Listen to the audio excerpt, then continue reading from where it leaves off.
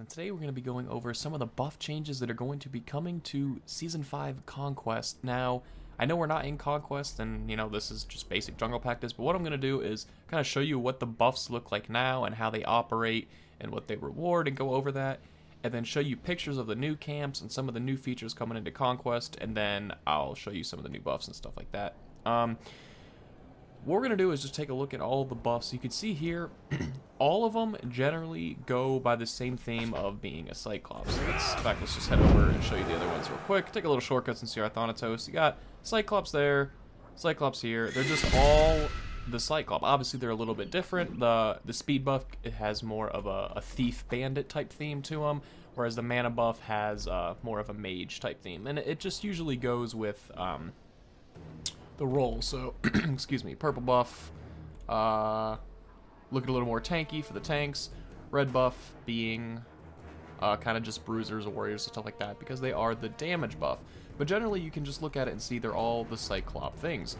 What they did for Season 5 is they changed them all. Their new camps, they just look completely new. I can tell you the red buff is a Manticore, and hopefully I will either show you a little clip right here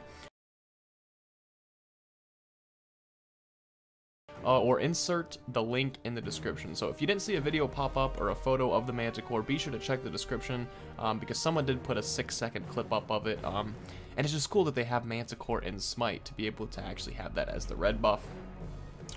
The blue buff, I can tell you, is going to be not a Minotaur, but I'll put a picture up right here.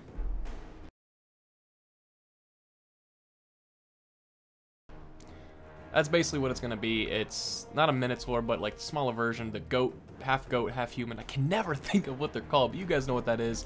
The purple buff. The purple buff is going to be kind of like a two-headed Cerberus type thing. It's really weird, but it's pretty cool. And so far we've seen red buff, purple buff, blue buff. I haven't seen anything on the speed buff yet, or purple buff. No, sorry, red buff. Or no, we did red buff. Red buff was the Manticore, I know for sure. The two-headed Cerberus type thing was purple buff, I believe. And then the blue buff, I know, is the Minotaur thing. So we need speed buff, actually. Speed buff is it. And then we would have kind of an idea what all the jungle camps are going to be. Sadly, they're not incorporating more jungle camps, which is unfortunate. I wish they would have, but they didn't. So it's just is what it is. Next cool feature with buffs. First of all, buffs are going to spawn a lot more frequently in Season 5.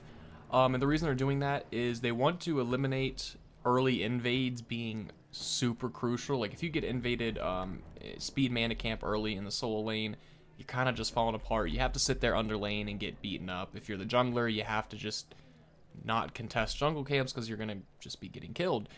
So they want to make camp spawn more often, but they reward less XP and gold, so it gives junglers more routes to cut through, and since the map is 20% wider, it allows for more opportunities. It's not just let me run to this camp, and then gank lane, and then this camp, gank lane.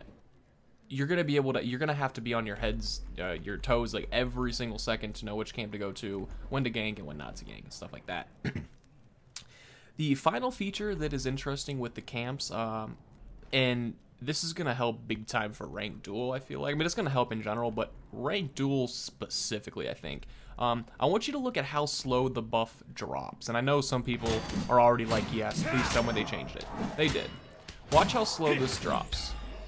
When you kill him, it kind of like floats in the sky for a little bit, drops, and then bounces. Season 5, they're changing that completely. As soon as I make final contact, which I'll just show you right here. Once I make final contact, as soon as that Cyclops dies, the buff drops to the ground. I mean, immediately. So you can essentially pick it up on contact. You don't have to sit there and do this thing where you kill the final creature and then you gotta wait and sit there and wait for it and then pick it up, and then no. As soon as you kill them, you can pick it up and run. So that is really cool that they're incorporating that. That is it for the buff camps themselves. Now we're going on to the Gold Fury and Fire Giant. For the Gold Fury, I'm going to show you pictures of both the new model and the oracles.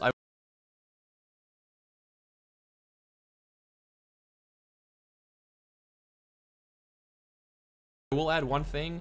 They changed the location. Gold Fury is still in her spot, but the oracles have their own little nest now. Rather than it being jumbled up in a big mess, and oracles and Gold Fury being in one spot themselves, they now separated them and made them two different camps. This is what the old Gold Fury looks like. Obviously, just a very large harpy lady. They wanted to incorporate real lore based on all of the camps and stuff. So for the red buff, you have the Manticore. For the blue buff, you have the Minotaur things. For, you know, and so for the Gold Fury, what they did is they actually went by Egyptian lore Furies. So what an actual Fury would have looked like in Egyptian lore, which is pretty cool, and I do like that. So you can obviously tell the Gold Fury has changed. Oh, she follow you all the way out. I was going to say, I did not know that. But the Gold Fury changes. Now, one thing they're doing to Gold Fury and all the other camps is they're trying to make it more rewarding late game. So like early game, if you get the Gold Furies and the buffs and the camps and the stuff, you don't have that like almost guaranteed chance to just snowball and curb stomp the other team.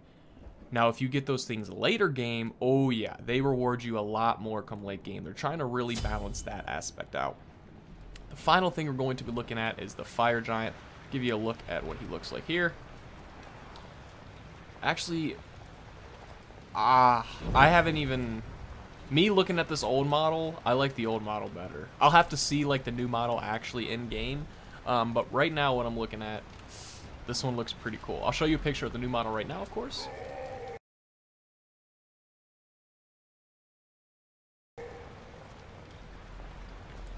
So the Fire Giant, they kept that attack, they kept his meteors that he throws at you, they kept that lava chain, but the one thing they removed, which hopefully I'll show you, is these. The Fire Giant will no longer spawn those annoying lava pools and all of that. He will still attack you. He'll still have the lava strip that can knock you up. He still has his ranged attack. He still has his melee attacks. He has all of that. The only thing that has changed is the lava pools. No more lava pools, thank God. Those were the most annoying things in the world to try to fight against. But yeah, updated the Fire Giant a lot. He kind of looks like a combination of Barrack from Paladins and a very, very, very, very, very tall Viking. But that is going to wrap up this video, guys. That is all for the buffs and the new features. I'm sorry that it is in jungle practice. I would have liked to go into a Conquest and kind of show you compare and contrast. But at the same time, you're not going to really get that much of an idea just based on the camps itself. You know, me looking at the jungle camps in jungle practice is really no different than if I were to be going to Conquest, because we're just taking a look at the camps and buffs themselves. But that's going to wrap up the video, guys. If you enjoyed it, be sure to drop a like for more content like this and hit subscribe. And until next time, peace.